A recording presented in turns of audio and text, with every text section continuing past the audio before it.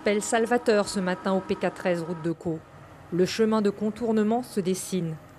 D'ici quelques jours, les habitants de la piste Escole pourront de nouveau circuler et rallier le bourg sans encombre. Un soulagement. Ça fait quand même 15 jours qu'on est coincé et ça devient un petit peu dramatique. Bon, moi je suis à la retraite, donc c'est un peu moins dramatique que d'autres qui travaillent. Il est interdit de franchir l'éboulement. Pour se rapprovisionner et aller travailler, certains habitants prennent pourtant ce risque. L'entraide s'est mise en place. Transport et près de véhicules de l'autre côté du pylône renversé. L'objectif, éviter l'isolement. Je ne veux pas sortir, les jours je ne veux pas sortir. Cherchez-nous quelque chose pour sortir. Bon, on ne va pas foutre le bâton dans, hein, on ne va pas foutre le feu non plus. Mais bon, ils nous ont promis.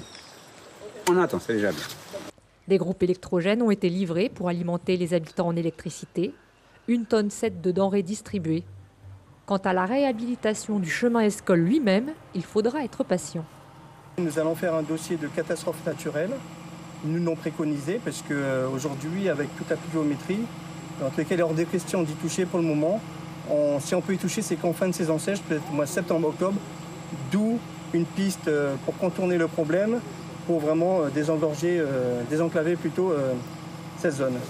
Pour les riverains en bout de piste et ceux bloqués de l'autre côté de la rivière, dès lundi, des navettes fluviales assureront des rotations jusqu'au bourg de Roura.